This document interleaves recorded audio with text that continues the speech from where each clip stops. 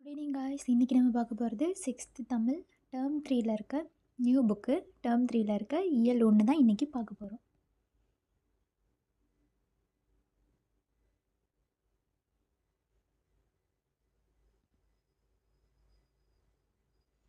முதல்ல இயல் 1, புதுமைகள் செய்யும் தேசம் இது. கவிதை பேழை. பாரதம் அன்றைய நாற்றங்கால். ஃபஸ்ட்டு நுழைய முன் படிச்சிடணும். நமது நாடு வளம் பொருந்தியது. இங்கு இயற்கை வளங்கள் மட்டுமன்றி இலக்கிய வளங்களும் மிகுந்துள்ளன. வேற்றுமையில் ஒற்றுமையை கொண்டது நமது நாடு. இமயம் முதல் குமரி வரை வாழும் இந்தியர்கள் அனைவரும் உணவு, உடை, மொழி, நாகரிகம் ஆகியவற்றால் வேறுபட்டிருந்தாலும் உணர்வால் ஒன்றுபட்டவர்களே. தேசிய ஒருமைப்பாட்டை போற்றும் பாடலை அறிவோம் வாருங்கள் அப்படின்னு சொல்கிறாங்க. அடுத்ததாக பாட்டுக்குள்ளே போயிடலாம்.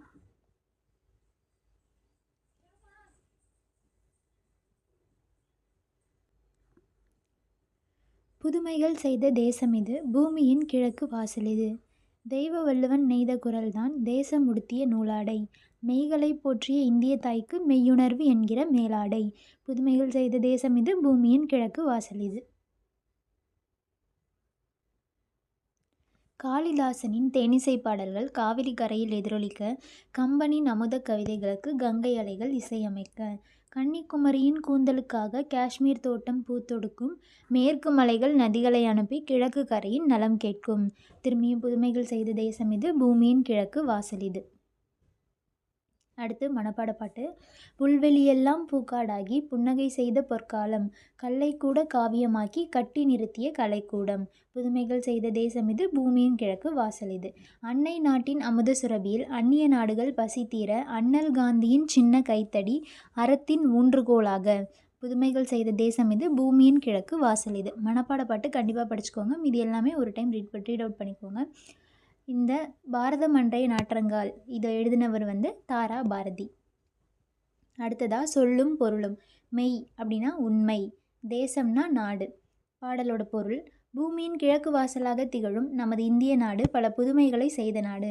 பூமியோட கிழக்கு வாசலாக திகழ்கிற நம்ம இந்திய நாடு பல புதுமைகளை செஞ்ச நாடு அப்படின்னு சொல்கிறாங்க. அடுத்ததாக திருக்குறள் நமது நாடு அணிந்திருக்கும் ஆடையாக விளங்குகின்றது. திருக்குறள் நமது நாடு அணிந்திருக்கும் ஆடையாக விளங்குகின்றது. உண்மைகளை போற்றும் இந்திய தாய்க்கு மெய்யுணர்வே மேலாடையாக விளங்குகின்றது.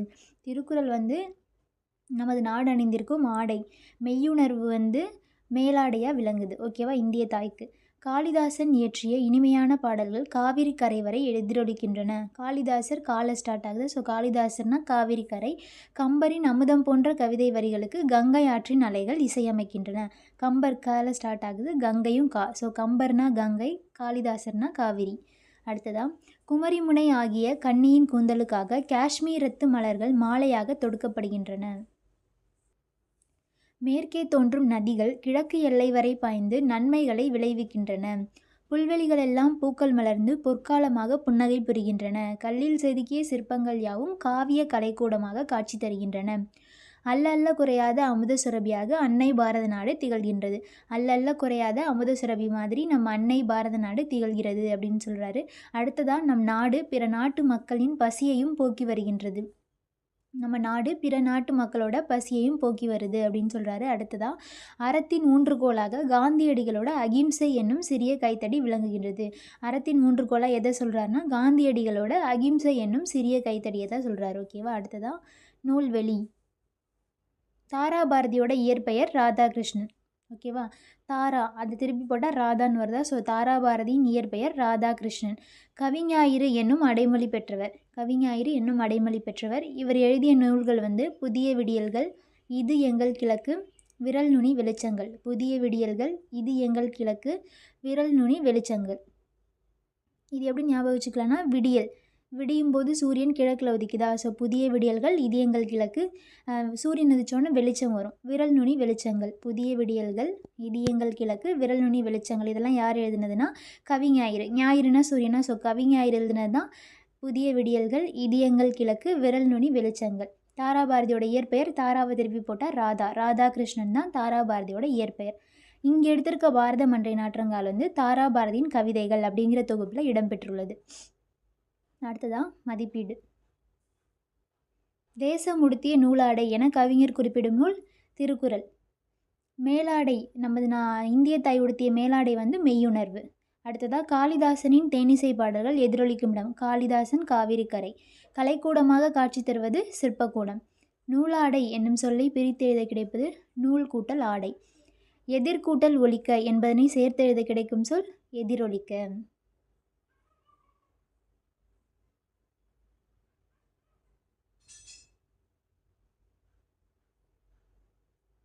தமிழ்நாட்டில் காந்தி. காந்தியடிகள் இந்திய விடுதலைக்கு பாடுபட்டவர் என்பதை நாடு நன்கு அறியும். பெண்கள் முன்னேற்றம், சமுதாய மறுமலர்ச்சி, தீண்டாமை ஒழிப்பு முதலியவற்றுக்காகவும் அவர் பாடுபட்டார். எளிமையை ஓர் அறமாக போற்றினார். இந்தியாவில் அவர் காலடி படாத இடமே இல்லை. தமிழ்நாட்டின் மீதும் தமிழ் மொழியின் மீதும் காந்தியடிகள் கொண்ட பற்றினை காண்போம் வாருங்கள். தமிழ்நாட்டில் காந்தி அப்படிங்கிறதான் இந்த லெசன்.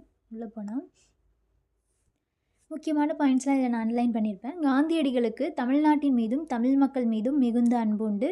அவர் பலமுறை தமிழ்நாட்டில் பயணம் செய்துள்ளார். அப்போது சுவையான பல நிகழ்வுகள் நடந்துள்ளன. காந்தியடிகள் 1919ஆம் ஆண்டு பிப்ரவரி மாதம் காந்தியடிகள் சென்னைக்கு வந்தார். 1919 பிப்ரவரி மாதம் காந்தியடிகள் சென்னைக்கு வந்திருக்காரு. அப்போ ரவுலட் சட்டம், இங்கே ஆங்கில அரசு ரவுலட் சட்டம் என்னும் கடுமையான சட்டத்தை நடைமுறைப்படுத்தியிருந்திருக்கு. அப்போ அவர் வந்தப்போ ரவுலட் சட்டம் அப்படிங்கிற கடுமையான சட்டத்தை ஆங்கில அரசு நடைமுறைப்படுத்தியிருந்திருக்கு. அதனை எதிர்த்து பெரிய போராட்டத்தை நடத்த காந்தியடிகள் திட்டமிட்டுள்ளார். எதனா ரவுலட் சட்டத்தை எதிர்த்து. அதை பற்றிய கருத்தாய்வு கூட்டம் ராஜாஜியின் வீட்டில் நடைபெற்றது. காந்தியடிகள் அங்கு ஒரு மெத்தையில் அமர்ந்திருந்தார். அவருக்கு அருகில் ராஜாஜியும் மற்ற தலைவர்களும் நின்று கொண்டிருந்தனர். ரவுலட் சட்டத்தை எதிர்த்து ஒரு பெரிய மாநாடு அப்படிங்கிற மாதிரி நடத்தணும் அப்படின்னு காந்தியடிகள் ரவுலட் சட்டத்தை எதிர்த்து ஒரு பெரிய போராட்டம் நடத்தணும் அப்படிங்கிறதுக்காக திட்டமிடுறதுக்காக ராஜாஜி வீட்டில் ஒரு கூட்டம் நடத்துகிறாரு காந்தியடிகள். ஓகேவா? அடுத்ததான் அப்போது அங்கு வந்த பாரதியார் விரைந்து சென்று காந்தியடிகளின் அருகில் அமர்ந்தார். திரு காந்தி அவர்களே, நான் இன்று மாலை ஒரு பொதுக்கூட்டத்திற்கு ஏற்பாடு செய்துள்ளேன். அதற்கு தாங்கள் தலைமை தாங்க முடியுமா அப்படின்னு காந்தியடிகள்கிட்ட பாரதியார் கேட்குறாரு. அதற்கு காந்தியடிகள் இன்றைக்கி எனக்கு வேறு பணி இருக்கிறது, உங்கள் பொதுக்கூட்டத்தை நாளை நடத்த முடியுமா அப்படின்னு காந்தியடிகள் பாரதியார்கிட்ட கேட்குறாரு. அது முடியாது, திட்டமிட்டபடி கூட்டம் நடக்கும். தாங்கள் தொடங்க போகும் இயக்கத்துக்கு என் வாழ்த்துக்கள் என்று கூறிய பாரதியார் நான் போய் வருகிறேன் என்று கூறி எழுந்து சென்று விட்டார். காந்தியடிகள் நாளைக்கு வச்சுக்க முடியுமா உங்கள் பொதுக்கூட்டத்தை அப்படின்னு கேட்குறாரு பாரதியார்கிட்ட. பாரதியார் அது முடியாது, திட்டமிட்டபடி இன்றைக்கி தான் நடக்கும். நீங்கள் தொடங்க போகும் இயக்கத்துக்கு என்னோட வாழ்த்துக்கள் அப்படின்னு சொல்லிட்டு பாரதியார் அங்கேருந்து கிளம்பிடுறாரு. அவர் சென்றதும் இவர் யார் அப்படின்னு காந்தியடிகள் வியப்போடு கேட்குறாரு. இவர் எங்கள் தமிழ்நாட்டு கவிஞர் ராஜாஜி. இவர் எங்கள் தமிழ்நாட்டு கவிஞர் அப்படின்னு ராஜாஜி காந்தியடிகள்கிட்ட சொல்கிறார். யாருன்னா பாரதியார். அப்படியா, இவரை பத்திரமாக பாதுகாக்க வேண்டும் அப்படின்னு காந்தியடிகள் சொல்கிறாரு. இந்நிகழ்ச்சியின் மூலம் பாரதியார் பற்றிய காந்தியடிகளின் மதிப்பீட்டை அறியலாம். அடுத்ததான் 1921ஆம் ஆண்டு செப்டம்பர் மாதத்தில் காந்தியடிகள் தமிழ்நாட்டிற்கு வந்தார். ஃபஸ்ட்டு 1919 பிப்ரவரி மாதம் சென்னைக்கு வருவார். அடுத்ததாக 1921 செப்டம்பர் மாதம் தமிழ்நாட்டுக்கு வந்திருக்காரு. அப்போ புகை வண்டியில் மதுரைக்கு போகிறார். ட்ரெயினில் மதுரைக்கு போகிறாரு. செல்லும் வழியில் பெரும்பாலான மக்கள் இடுப்பில் ஒரு துண்டு மட்டுமே அணிந்திருப்பதை கண்டார். போகிற வழியில் நிறைய மக்கள் இடுப்பில் ஒரு துண்டு மட்டும்தான் அணிஞ்சிருக்கதை பார்த்துருக்காரு. அப்போது காந்தியடிகள் நீளமான வேட்டி, மேல் சட்டை, பெரிய தலைப்பாகை அணிவதை வழக்கமாக கொண்டிருந்தார். அந்த டைமில் காந்தியடிகள் மேலே சட்டை, நீளமான வேஷ்டி, பெரிய தலைப்பாகை இதெல்லாம் அணியிறத வழக்கமாக கொண்டிருந்திருக்காரு. பெரும்பாலான இந்தியர்கள் போதிய உடைகள் இல்லாமல் இருக்கிறார்கள், தான் மட்டும் இவ்வளவு துணிகளை அணிவதா என்று சிந்தித்தார். அன்று முதல் வேட்டியும் துண்டும் மட்டுமே அணியத் தொடங்கினார். அவரது தோற்றத்தில் மிகப்பெரிய மாற்றத்தை ஏற்படுத்திய பெருமை தமிழ்நாட்டுக்கு உண்டு. அன்னையிலேருந்து அவங்கள பார்த்ததுக்கப்புறம் காந்தியடிகளுமே வேட்டியும் துண்டு மட்டும்தான் அணிய தொடங்கியிருக்காரு. ஓகேவா? அவரோட தோற்றத்தில் இந்த மிகப்பெரிய மாற்றத்தை கொண்டு வந்த பெருமை தமிழ்நாட்டுக்கு செய்கிறோன்னு சொல்கிறாங்க. அவர் எங்கே போகும்போது அந்த மக்களை பார்க்குறாருன்னா மதுரைக்கு போகும்போது. அந்த கோலத்திலேயே தம் வாழ்நாள் முழுவதும் இருந்தார். ஆமாம், அவர் கடைசி வரைக்குமே அந்த கோலத்தில் தான் இருந்திருக்காரு. உலகம் போற்றிய எளிமை திருக்கோலம் இதுவாகும். அந்த கோலம் உலகம் போற்றிய எளிமை திருக்கோலம். அடுத்ததாக காந்தியடிகள் ஒருமுறை காரைக்குடியை சுற்றியுள்ள ஊர்களில் சுற்றுப்பயணம் செய்தார். அப்போது கானாடு காத்தான் என்னும் ஊரில் அன்பர் ஒருவர் வீட்டில் தங்கியிருந்தார். காந்தியடிகள் ஒரு டைமு காரைக்குடியை சுற்றி இருக்க ஊர்களுக்கு சுற்றுப்பயணம் போனார். அப்போ கானாடு காத்தான் அப்படிங்கிற இடத்துல அவரோட அன்பர் ஒருத்தரோட வீட்டில் தங்கியிருந்திருக்காரு. அந்த வீடு மிகவும் ஆடம்பரமாக இருந்தது. வீட்டில் எங்கு பார்த்தாலும் வெளிநாட்டு அலங்கார பொருட்கள் நிறைந்திருந்தன. காந்தியடிகள் அந்த அன்பரிடம், உங்கள் வீட்டை வெளிநாட்டு பொருள்களால் அழகு செய்திருக்கிறீர்கள். அதற்கு செலவு செய்த பணத்தில் 10ல் 1 பங்கு பணத்தை என்னிடம் கொடுத்தால் போதும், இதைவிட அழகாக செய்துவிடேன் அப்படின்னு அந்த அன்பர்கிட்ட காந்தியடிகள் சொல்கிறாரு. அதை கேட்டு அன்பர் தலைகுனிந்தார். அந்த வீட்டுக்கு காந்தியடிகள் மறுமுறை வந்தபோது அங்கே வெளிநாட்டு பொருள்கள் ஒன்று கூட இல்லை. காந்தியடிகள் மகிழ்வுடன் அவரை பாராட்டினார். அடுத்ததா, காந்தியடிகள் ஒருமுறை மதுரையில் தங்கியிருந்தார். மீனாட்சி அம்மன் கோயிலுக்கு சென்று வரலாம் என்று தலைவர்கள் அவரை அழைத்தனர். அந்த கோயிலுக்குள் செல்ல எல்லா மக்களுக்கும் அனுமதி உண்டா அப்படின்னு காந்தியடிகள் கேட்குறாரு. அங்கே இருந்தவங்க இல்லை அப்படின்னு சொல்கிறாங்க. அப்படியானால் அங்கே வரமாட்டேன் என்று கூறிவிட்டார். பல ஆண்டுகளுக்கு பிறகு அந்த கோவிலுக்குள் செல்ல அனைவருக்கும் உரிமை உண்டு என்று அறிவிக்கப்பட்டது. அதன் பிறகு மதுரை வந்தபோதுதான் காந்தியடிகள் மீனாட்சி அம்மன் கோயிலுக்குள் சென்றார். அடுத்ததான், இதே போன்ற நிகழ்ச்சி குற்றாலத்திலும் நடைபெற்றது. குற்றால அருவியில் நீராட அனைவருக்கும் உரிமை அளிக்கப்பட்டிருந்தது. ஆனால் அருவிக்கு செல்லும் வழியில் ஒரு கோவில் இருந்தது. அதன் வழியாக செல்ல ஒரு சாராருக்கு தடை இருந்தது. எனவே அனைவரும் நீராட முடியாத நிலை இருந்தது. அதனை அறிந்த காந்தியடிகள் குற்றால அருவியில் நீராட மறுத்துவிட்டார். ஏன்னா எல்லாருக்கும் அந்த உரிமை இல்லாதனால காந்தியடிகளும் அந்த அருவியில் நீராட மறுத்துவிட்டார்.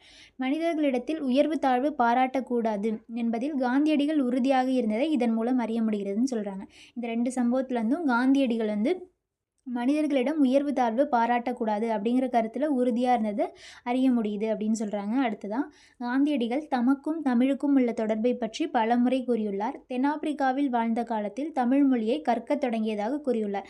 எங்கே வாழ்ந்த காலத்தில் தமிழ் மொழியை கற்க தொடங்கியுள்ளார்னா தென்னாப்பிரிக்கா. ஜியு போப் எழுதிய தமிழ் கையேடு தம்மை கவர்ந்ததாகவும் குறிப்பிட்டுள்ளார். திருக்குறள் அவரை பெரிதும் கவர்ந்த நூலாகும். ஜியு போப் எழுதிய தமிழ் கையேடு அவரை கவர்ந்ததாகவும் சொல்கிறாரு. அதே சமயம் திருக்குறள் அவரை பெரிதும் கவர்ந்த நூல் அப்படின்னு சொல்கிறாரு. அடுத்ததான், 1937ஆம் ஆண்டு சென்னையில் இலக்கிய மாநாடு ஒன்று நடைபெற்றது. அம்மாநாட்டுக்கு காந்தியடிகள் தலைமை வகித்தார். உ.வே. சாமிநாதர் வரவேற்பு குழு தலைவராக இருந்தார். உ.வே. சாமிநாதரின் உரையை கேட்ட காந்தியடிகள் மகிழ்ந்தார். இந்த பெரியவரின் அடி நிழலிலிருந்து தமிழ் கற்க வேண்டும் என்னும் ஆவல் உண்டாகிறது அப்படின்னு உ.வே. சாவை பற்றி காந்தியடிகள் சொல்கிறாரு. ஓகேவா? இந்நிகழ்வுகள் மூலம் ஏற்றத்தாழ்வற்ற சமுதாயம் மலர வேண்டும் என்னும் காந்தியடிகளின் உள்ள உறுதியை அறிந்து கொள்ளலாம். மேலும் அவர் தமிழ் மொழியின் மீது கொண்ட பற்றையும் அறிந்து கொள்ள முடிகிறது. அவ்வளோதான். இதில் முக்கியமானது என்னென்னா, காந்தியடிகள் 1919ஆம் ஆண்டு பிப்ரவரி மாதம் சென்னை வராரு. அப்போ ஆங்கில அரசு ரவுலட் சட்டத்தை நடைமுறைப்படுத்தி இருந்திருக்கு. அதுக்காக ஒரு பெரிய போராட்டம் நடத்துறதுக்காக ராஜாஜியோட வீட்டில் ஒரு திட்டமிடுதல் கூட்டம் நடந்துகிட்ருக்கு. அப்போ பாரதியார் அங்கே வராரு. அவர் வந்ததுக்கப்புறம் அவரும் ஒரு பொதுக்கூட்டத்துக்கு இன்றைக்கி சாயங்காலம் நான் ஏற்பாடு பண்ணியிருக்கேன், நீங்கள் தலைமை தாங்க முடியுமா அப்படின்னு காந்தியடிகள் கிட்ட கேட்குறாரு. காந்தியடிகள் இன்றைக்கி எனக்கு வேறு ஒரு வேலை இருக்குது, நீங்கள் நாளைக்கு அந்த பொதுக்கூட்டத்தை நடத்த முடியுமா அப்படின்னு கேட்குறாரு. பாரதியார் இல்லை, இன்றைக்கே கூட்டம் நடக்கணும், நீங்கள் தொடங்க போகிற இயக்கத்துக்கு என்னோடய வாழ்த்துக்கள் அப்படின்னு சொல்லிட்டு அங்கேருந்து கிளம்பிடுறாரு. அதுக்கப்புறமா காந்தியடிகள் ராஜாஜி கிட்ட பாரதியார் பத்திரமா பாதுகாக்கணும் அப்படின்னு சொல்லிடுறாரு. ஓகேவா? அதுக்கப்புறமா எப்போ இங்கே வராருன்னா 1921 செப்டம்பர் மாதம் திரும்பியும் தமிழ்நாடு வராரு. அப்போ மதுரைக்கு ட்ரெயினில் போகும்போது பெரும்பாலான மக்கள் இடுப்பில் ஒரு துண்டு மட்டும் அணிஞ்சிருக்கிறத பார்க்குறாரு. அதை பார்த்துட்டு தான் காந்தியடிகள் எளிமையான திருக்கோலத்துக்கு மாறுறாரு. அடுத்ததான் என்னென்னா, மீனாட்சி அம்மன் கோயிலுக்கு காந்தியடிகள் மதுரை போயிருக்கப்போ மீனாட்சி அம்மன் கோயிலுக்கு போகிறதுக்காக தலைவர்கள்லாம் கூப்பிட்றாங்க. காந்தியடிகள் என்ன சொல்கிறாருன்னா, எல்லா மக்களுக்கும் அங்கே போகிறதுக்கு உரிமை இருக்கான்னு கேட்குறாரு. அந்த உரிமை அங்கே இருந்திருக்காது எல்லாருக்கும் போகிறதுக்கு. அதனால் காந்தியடிகளும் எல்லாரும் எப்போ போகிறாங்களோ அப்போவே நானும் போகிறேன் அப்படின்னு சொல்கிறாரு. அது வரைக்கும் அவர் அங்கே போகவே இல்லை. அதுக்கப்புறமா குற்றாலத்துலேயும் அதே மாதிரி தான். அருவியில் குளிக்கிறதுக்கு எல்லாருக்கும் உரிமை இருந்தது. ஆனால் அந்த வழியாக வர வழியில் ஒரு கோவில் இருந்திருக்கு. அந்த கோவில் வழியாக வர்றதுக்கு ஒரு சாராருக்கு மட்டும் தடை விதிச்சிருந்துருக்காங்க. அதனால காந்தியடிகள் அந்த அருவியிலையும் குளிக்க மறுத்துட்டார். ஓகேவா? இதுலேருந்து அவரோட உயர்வு தாழ்வு பாராட்டக்கூடாது மக்களிடத்தில், மனிதர்களிடத்தில் அப்படிங்கிற எண்ணம் இந்த 2 நிகழ்வுலேருந்தும் வெளிப்படுது அப்படின்னு சொல்கிறாங்க. அதுக்கப்புறமா காந்தியடிகளை மிகவும் கவர்ந்த நூல் திருக்குறள். அவரை கவர்ந்த நூல் ஜியு போப் எழுதிய தமிழ் கையேடு. அதுக்கப்புறமா 1937ஆம் ஆண்டு சென்னையில் ஒரு இலக்கிய மாநாடு நடைபெறுது. அந்த மாநாட்டுக்கு காந்தியடிகள் தான் தலைமை தாங்குறாரு.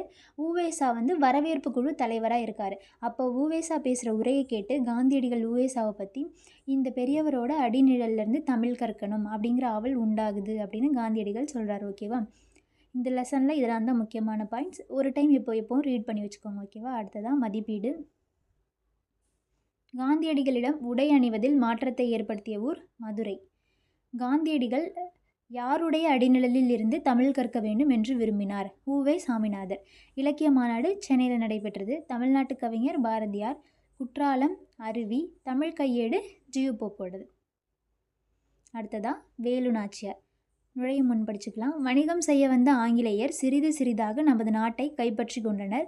அவர்களை எதிர்த்து வீரப்போர் புரிந்தவர்கள் பலர். அவர்களுள் வெற்றி பெற்றவர்கள் சிலரே. வீரமும் அதனால் விளையும் வெற்றியும் போருக்கு முக்கியமானவை. வீரமும் அதனால் விளையும் வெற்றியும் போருக்கு முக்கியமானவை. சூழ்நிலைகளுக்கேற்ப செயல்பட்டு பெறும் வெற்றியே சிறந்தது. சூழ்நிலைக்கேற்ப செயல்பட்டு பெறும் வெற்றியே சிறந்தது. விடுதலை போரில் ஆண்களுக்கு நிகராக வெற்றி வாகை சூடிய பெண்களுள் ஒருவரை பற்றி அறிவோம் வாருங்கள். வேலுநாச்சியாரை பற்றி தான் பார்க்க போகிறோம். ராமநாதபுரத்தை ஆட்சி செய்த செல்லமுத்து மன்னரின் ஒரே மகள் தான் வேலுநாச்சியார். ராமநாதபுரத்தை ஆட்சி செய்த செல்லமுத்து அந்த மன்னரோட ஒரே மகள் தான் வேலுநாச்சியார். தாய்மொழியாகிய தமிழ் மட்டுமல்லாமல் ஆங்கிலம், பிரெஞ்சு, உருது ஆகிய மொழிகளையும் சிறப்பாக கற்றார். அவங்க கற்றறிந்த மொழிகள் ஆங்கிலம், பிரெஞ்சு, உருது. மேலும் சிலம்பம், குதிரை ஏற்றம், வாட்போர், வில்பயிற்சி ஆகியவற்றையும் முறையாக கற்றுக்கொண்டார். மேலும் சிலம்பம், குதிரை ஏற்றம், வாட்போர், விற்பயிற்சி முதலியவற்றையும் முறையாக கற்றுக்கொண்டார். சிவகங்கை மன்னர் முத்துவடுகநாதரை மணந்து மகிழ்ச்சியோடு வாழ்ந்து வந்தார். அப்பா ராமநாதபுரத்தை ஆட்சி செய்த செல்லமுத்து மன்னர், கணவர் சிவகங்கை மன்னர் முத்துவடுகநாதர். ஓகேவா? அடுத்ததான் காளையார் கோயிலில் நடைபெற்ற போரில் முத்துவடுகநாதர் ஆங்கிலேயரால் நயவஞ்சகமாக கொல்லப்பட்டார். வேலுநாச்சியார் ஆங்கிலேயரை வென்று சிவகங்கையை மீட்க உறுதி பூண்டார். திண்டுக்கல் கோட்டையில் தங்கி ஒரு படையை திரட்டி பயிற்சி அளித்தார். காளையார் கோயிலில் நடைபெற்ற போரில் ஆங்கிலேயர்களால் நயவஞ்சகமாக முத்துவடுகநாதர் கொலை செய்யப்பட்டார். வேலுநாச்சியார் ஆங்கிலேயரை ஜெயிச்சு சிவகங்கையை திரும்பி மீட்கணும் அப்படின்னு உறுதி பூண்டிருக்காங்க. அதுக்கப்புறமா திண்டுக்கல் கோட்டையில் 8 ஆண்டுகளுக்கு பின் திண்டுக்கல் கோட்டையில் ஆலோசனை கூட்டம் ஒன்று நடந்து கொண்டிருந்தது. கூட்டத்தின் நடுவே வீரமங்கை வேலுநாச்சியார் அமர்ந்திருந்தார். திண்டுக்கல் கோட்டையில் ஆலோசனை கூட்டம் ஒன்று நடந்துட்டுருக்கு. கூட்டத்தின் நடுவே வீரமங்கை வேலுநாச்சியார் அமர்ந்திருக்கிறாங்க.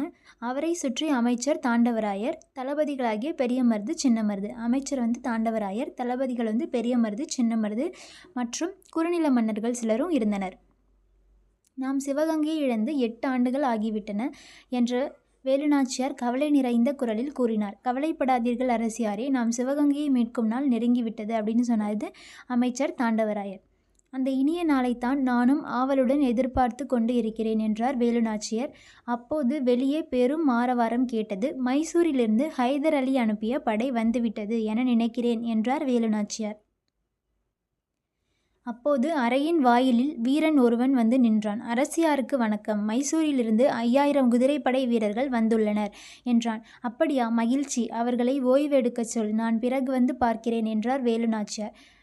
ஹைதர் அலி உறுதியாக படையை அனுப்புவார் என்று எனக்கு முன்பே தெரியும் அரசியாரே அப்படின்னு சொன்னவர் அமைச்சர் தாண்டவராயர். எதனால் அப்படி சொல்கிறீர்கள்?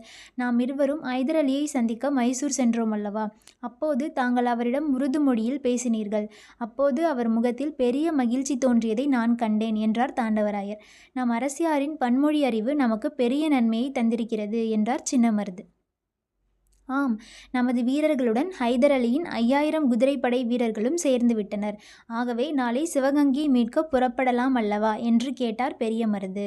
என் கணவர் கொல்லப்பட்ட ஊர் காளையார் கோயில். எனவே நாம் முதலில் காளையார் கோயிலை கைப்பற்றுவோம், பிறகு சிவகங்கையை மீட்போம் என்றார் வேலுநாச்சியார். அனைவரும் அதனை ஏற்றுக்கொண்டனர். மறுநாள் காளையார் கோவில் நோக்கி வேலுநாச்சியார் படை புறப்பட்டது. ஆண்கள் படைப்பிரிவிற்கு மருது சகோதரர்கள், பெண்கள் படைப்பிரிவிற்கு குயிலி. ஆண்கள் படைப்பிரிவுக்கு மருது சகோதரர்கள், பெண்கள் படைப்பிரிவுக்கு குயிலியும் தலைமையேற்றனர். காளையார் கோவிலில் வேலுநாச்சியாரின் படைக்கும் ஆங்கிலேயரின் படைக்கும் இடையே கடுமையான போர் நடைபெற்றது. இறுதியில் ஆங்கிலேயரின் படை தோற்று ஓடியது. அரசியார் அவர்களே, காளையார் கோயில் நம் கைக்கு வந்துவிட்டது. நாம் இப்போதே சிவகங்கை கோட்டையை தாக்கினால் ஆங்கிலேயரை விரட்டியடித்து விடலாம் என்றார் பெரியமருது. அவசரம் வேண்டாம். இப்போது சிவகங்கை கோட்டை கதவுகள் அடைக்கப்பட்டிருக்கும். வரும் விஜயதசமி திருநாளன்று கதவுகள் திறக்கப்படும். என்னைக்கு சிவகங்கை கோட்டையோட கதவுகள் திறக்கும்னா விஜயதசமி திருநாள் அன்னைக்கு. அப்போது நமது படைகள் உள்ளே நுழையலாம் என்றார் வேலுநாச்சியார். அப்போதும் பெரிய காவல் இருக்குமே என்றார் சின்னமருது. விஜயதசமி நாளில் கோட்டைக்குள் செல்வதற்கு பெண்களுக்கு மட்டும் அனுமதி உண்டு. நமது பெண்கள் படைப்பிரிவினர் கூடைகளில் பூக்கள், பழங்கள் ஆகியவற்றுடன் ஆயுதங்களை மறைத்து கொண்டு கோட்டைக்குள் செல்லட்டும். உள்ளே அவர்கள் தாக்குதலை தொடங்கியதும் நமது ஆண்கள் படைப்பிரிவினரும் கோட்டைக்குள் நுழைந்து தாக்கட்டும். ஆங்கிலேயரை விரட்டி அடித்து விடலாம் என்றார் வேலுநாச்சியார். அப்படியே செய்யலாம் அரசியாரே. இன்னும் ஒரு செய்தி, தங்களை காட்டிக் கொடுக்குமாறு உடையாள் என்னும் பெண்ணை ஆங்கிலேயர்கள் வற்புறுத்தினார்களாம். அவர் மறுத்ததால் கொன்றுவிட்டார்களாம்.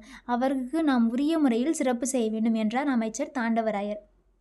உடையாளுங்கிறவங்க யாருன்னா, அவங்கக்கிட்ட வேலு நாச்சியாரை பற்றி காட்டி கொடுக்குமாறு ஆங்கிலேயர்கள் வற்புறுத்தியிருக்காங்க. அவங்க காட்டி கொடுக்க மாட்டேன்னு சொன்னதுனால அவங்கள கொன்னுருக்காங்க அப்படின்னு சொல்கிறாரு. ஓகேவா? யார் சொல்கிறாருன்னா, அமைச்சர் தாண்டவராயர்.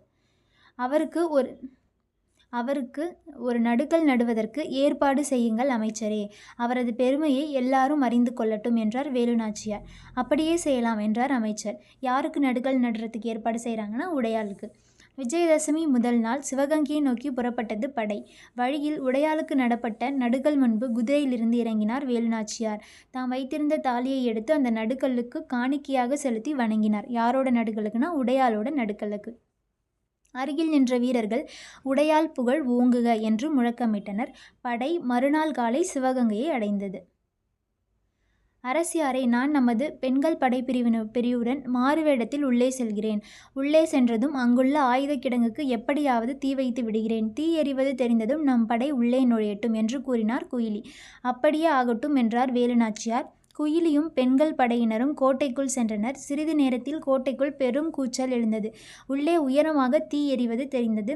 நமது படை உள்ளே நுழையட்டும் என்று ஆணையிட்டார் வேலுநாச்சியார். படை வீரர்கள் கோட்டைக்குள் பாய்ந்து சென்றனர். ஆங்கிலேயரின் படையுடன் கடுமையாக போரிட்டனர். இறுதியில் ஆங்கில படை தோல்வியடைந்து கோட்டையை விட்டு ஓடியது. வெற்றி வெற்றி என்று முழக்கமிட்டனர் வீரர்கள். இந்த வெற்றிக்கு காரணமான குயிலி எங்கே என்று கேட்டார் வேலுநாச்சியார். குயிலி தம் உடலில் தீ வைத்து கொண்டு ஆயுத கிடங்குக்குள் குதித்து விட்டார் என வீரர்கள் கூறினார்கள். உடையாள் காட்டி கொடுக்க மறுத்ததுனால ஆங்கிலேயர்கள் அவங்கள கொன்னுட்டாங்க.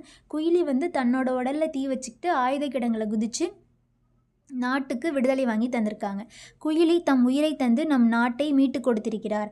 அவரது துணிவுக்கும் தியாகத்திற்கும் வீரத்திற்கும் தலை வணங்குகிறேன் என்று உணர்ச்சி பெருக்கோடு கூறியவர் வேலுநாச்சியார். வேலுநாச்சியாரின் வீரம், மருது சகோதரர்களின் ஆற்றல், ஹைதர் அலியின் உதவி ஆகியவற்றோடு குயிலியின் தியாகமும் இணைந்ததால் சிவகங்கை மீட்கப்பட்டது.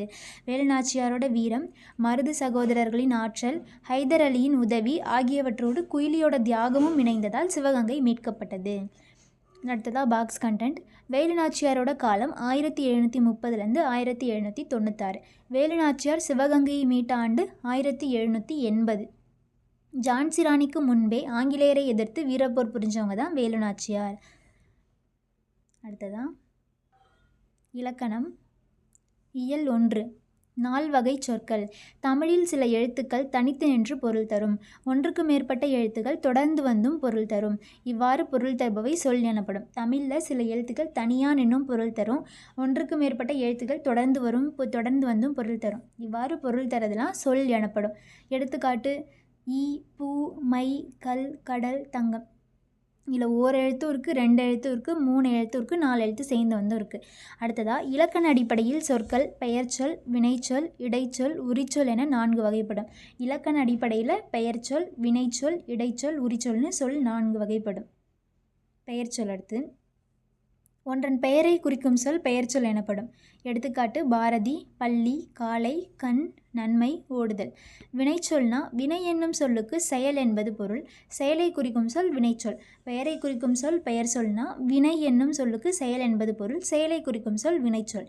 எடுத்துக்காட்டு: வா, போ, எழுது, விளையாடு. இடைச்சொல்னா பெயர் சொல்லையும் வினைச்சொல்லையும் சார்ந்து வரும் சொல் இடைச்சொல்லாகும். இது தனித்து இயங்காது. இப்போ ஒரு பெயர் சொல்லையும் வினைச்சொல்லையும் சார்ந்து வரும் சொல் தான் இடைச்சொல். இது தனித்து இயங்காது. ஓகேவா? இதுக்கு எடுத்துக்காட்டு: மற்று, ஐ.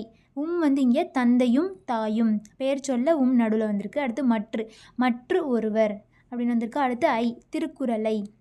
இந்த மாதிரி பெயர் சொல்லை வினைச்சொல்லையும் சார்ந்து வரும் சொல் தான் இடைச்சொல். அடுத்ததாக உரிச்சொல். பெயர்ச்சொல், வினைச்சொல் ஆகியவற்றின் தன்மையை மிகுதிப்படுத்த வருவது உரிச்சொல் ஆகும். பெயர்ச்சொல், வினைச்சொல் ஆகியவற்றின் தன்மையை மிகுதிப்படுத்த வருவது உரிச்சொல் ஆகும். எடுத்துக்காட்டு: மானா மாநகரம். மான பெரிய மீனிங்கில் படித்தோமா, பெரிய நகரம், மாநகரம். சாலனா சாலச் சிறந்தது. ஓகேவா? சால்னா உரிச்சொல்லுக்கு எடுத்துக்காட்டு. பெயர்ச்சொல், வினைச்சொல் ஆகியவற்றின் தன்மையை மிகுதிப்படுத்த வருவது உரிச்சொல் ஆகும். பெயர்ச்சொல் இலக்கண வகையில் சொல் 4 வகைப்படும். பெயர்ச்சொல், வினைச்சொல், இடைச்சொல், உரிச்சொல். பெயர் சொல்னா என்ன, வினை சொல்னா என்ன, இடை சொல்னா என்ன, உரிச்சொல்னா என்னன்னு பார்த்தாச்சு. அடுத்ததான் மதிப்பீடு. கீழ்காணும் பத்தியை படித்து வினாக்களுக்கு விடை எழுதுக. இந்திய விடுதலைக்கு பாடுபட்டவர்கள் ஒருவர் வ.உ. சிதம்பரனார். வ.உ.சி. அவர்கள் தமிழிலும் ஆங்கிலத்திலும் புலமை பெற்றிருந்தார். வ.உ.சி. தமிழ்லையும் ஆங்கிலத்திலையும் புலமை பெற்றிருந்தார். அவர் வழக்கறிஞர், எழுத்தாளர், பேச்சாளர், தொழிற்சங்க தலைவர் எனும் பன்முகத்தன்மை பெற்றிருந்தார். வழக்கறிஞர், எழுத்தாளர், பேச்சாளர், தொழிற்சங்க தலைவர் அப்படிங்கிற பன்முகத்தன்மை பெற்றிருந்தார். ஆங்கிலேயரின் கப்பல்களுக்கு போட்டியாக உள்நாட்டு இந்திய கப்பல் நிறுவனத்தை தொடங்கியவர். ஆங்கிலேயர்களுக்கு போட்டியாக உள்நாட்டு இந்திய கப்பல் நிறுவனத்தை தொடங்கியவர் தான் வ.உ.சி. 1906ஆம் ஆண்டு அக்டோபர் 16ஆம் நாள் சுதேசி நாவாய் சங்கம் என்ற கப்பல் நிறுவனத்தை பதிவு செய்தார். சுதேசி நாவாய் சங்கத்தை வ.உ.சி. பதிவு செய்த நாள் 1906ஆம் ஆண்டு அக்டோபர் 16ஆம் நாள். வ.உ.சி. சென்னைக்கு செல்லும்போது பாரதியாரை சந்திப்பதை வழக்கமாக கொண்டிருந்தார். வ.உ.சி. சென்னைக்கு செல்லும்போது பாரதியாரை சந்திப்பதை வழக்கமாக கொண்டிருந்தார். மேலும் பாரதியாரோட பாடல்களையும் விரும்பி கேட்பார் அப்படின்னு சொல்கிறாங்க. ஓகேவா. இந்திய விடுதலைக்கு பாடுபட்டவர்களில் ஒருவர் தான் வ.உ.சி. வ.உ.சி. தமிழ்லையும் ஆங்கிலத்திலையும் புலமை பெற்றிருந்தார். அவர் மேலும் பேச்சாளர், எழுத்தாளர், வழக்கறிஞர், தொழிற்சங்க தலைவர் அப்படிங்கிற பன்முகைத்தன்மை கொண்டவர். ஆங்கிலேயர்களோட கப்பலுக்கு போட்டியாக உள்நாட்டு இந்திய கப்பல் நிறுவனத்தை தொடங்கியவர். சுதேசி நாவாய் சங்கம் அப்படிங்கிற கப்பல் நிறுவனத்தை அவர் பதிவு செஞ்ச ஆண்டு 1906ஆம் ஆண்டு அக்டோபர் 16ஆம் நாள். அப்புறம் வ.உ.சி. சென்னைக்கு வரும்போது பாரதியாரை சந்திக்கிறத வழக்கமாக வச்சுருந்தாரு. பாரதியாரோட பாடல்களை விருப்பமாக கேட்டார் அப்படிங்கிறதான் இந்த பேராகிராஃபில் கொடுத்துருக்காங்க. ஓகேவா. சுதேசி நாவாய் சங்கத்தை நிறுவியவர் வ.உ.சி. வ.உ.சி. சென்னைக்கு செல்லும்போது யாரை சந்திப்பதை வழக்கமாக கொண்டிருந்தார்? பாரதியார். வ.உ.சி. அவர்கள் யாருடைய பாடல்களை விரும்பி கேட்பார்? பாரதியார். வ.உ.சி. அவர்களின் பன்முகத்தன்மைகள்: எழுத்தாளர், பேச்சாளர், வழக்கறிஞர், தொழிற்சங்க தலைவர். வ.உ.சி. அவர்கள் புலமை பெற்றிருந்த மொழிகள்: ஆங்கிலம், தமிழ். அடுத்ததாக இடம் அறிந்து பயன்படுத்துவோம். ஒன்று என்பதை குறிக்க ஓர், ஒரு ஆகிய 2 சொற்களும் பயன்படுகின்றன. ஒன்று அப்படிங்கிறத சொல்கிறதுக்கு ஓர், ஒரு இது ரெண்டுமே நம்ம யூஸ் பண்ணுவோம். உயிரெழுத்தில் தொடங்கும் சொல்லுக்கு முன் ஓர் என்னும் சொல்லை பயன்படுத்த வேண்டும். உயிர்மெய் எழுத்தில் தொடங்கும் சொல்லுக்கு முன் ஒரு என்னும் சொல்லை பயன்படுத்த வேண்டும். இதில் ஓர் எங்கே பயன்படுத்தணும், ஒரு எங்கே பயன்படுத்தணும்னு சொல்லியிருக்காங்க. ஓர் அப்படின்னு பயன்படுத்தணும்னா உயிரெழுத்தில் தொடங்குற சொல்லாக அது இருக்கணும். ஓகேவா. உயிரெழுத்தில் தொடங்குற சொல்லாக இருந்தால் அதுக்கு முன்னாடி ஓர் அப்படிங்கிறத யூஸ் பண்ணணும். இதுவே உயிர்மெய் எழுத்தில் தொடங்குற சொல்லாக இருந்ததுன்னா அதுக்கு முன்னாடி ஒரு அப்படிங்கிறத யூஸ் பண்ணணும். இதுக்கு எக்ஸாம்பிள் தான் ஓர் ஊர். ஊர், ஊங்கிறது உயிரெழுத்து. ஸோ ஓர் ஊர். அடுத்ததாக ஓர் ஏரி. ஏங்கிறது உயிரெழுத்து, அதனால் ஓர் ஏரி. அடுத்ததாக ஒரு நகரம். நாங்கிறது உயிர்மெய் எழுத்து, அதுக்கு முன்னாடி ஒரு நகரம். ஒரு கடல். காங்கிறது உயிர்மெய் எழுத்து, ஸோ அதுக்கு முன்னாடி ஒரு நகரம், ஒரு கடல். இதை போலவே உயிரெழுத்தில் தொடங்கும் சொல்லுக்கு முன் அஃது என்னும் சொல்லை பயன்படுத்த வேண்டும். உயிர்மெய் எழுத்தில் தொடங்கும் சொல்லுக்கு முன் அது என்னும் சொல்லை பயன்படுத்த வேண்டும். அங்கே ஒன்று அப்படிங்கிற சொல்லுக்கு பதிலாக ஓர், ஒரு எப்படி பயன்படுத்தணும்னு சொன்னாங்க. இங்கே உயிரெழுத்தில் தொடங்கும் சொல்லுக்கு முன்னாடி அஃது அப்படிங்கிறத பயன்படுத்தணும். உயிர்மெய் எழுத்துக்கு தொடங்கும் சொல்லுக்கு முன்னாடி அது அப்படிங்கிறத பயன்படுத்தணும். ஓகேவா. அஃது எங்கே பயன்படுத்தணும், அது எங்கே பயன்படுத்தணும்னு இதில் சொல்லியிருக்காங்க. எக்ஸாம்பிள்: அஃது இங்கே உள்ளது. ஈங்கிறது உயிரெழுத்து, ஸோ அஃது இங்கே உள்ளது. அது நன்றாக உள்ளது. நாங்கிறது உயிர்மெய் எழுத்து, ஸோ அது யூஸ் பண்ணியிருக்காங்க. அது நன்றாக உள்ளது. அடுத்ததாக இதுதான் பிழைகளை திருத்தி எழுது. இங்கே என்ன கொடுத்துருக்காங்க? ஒரு அழகிய சிற்றூரில் ஓர் குளம் இருந்தது. மாற்றி கொடுத்துருக்காங்களா. உயிரெழுத்தில் ஸ்டார்ட் ஆனால் அங்கே ஓர் போடணும். ஓர் அழகிய சிற்றூரில் குளம். குளம் உயிர்மெய் எழுத்து கு. ஸோ ஒரு குளம் இருந்தது. ஓர் அழகிய சிற்றூரில் ஒரு குளம் இருந்தது. அடுத்ததாக ஒரு இரவும் ஓர் பகலும் சேர்ந்தது ஒரு நாள். இங்கேயும் அதே மாதிரி மாற்றி தான் கொடுத்துருக்காங்க. இது எப்படி வரணும்னா ஓர் இரவும் ஒரு பகலும் சேர்ந்தது ஒரு நாள்.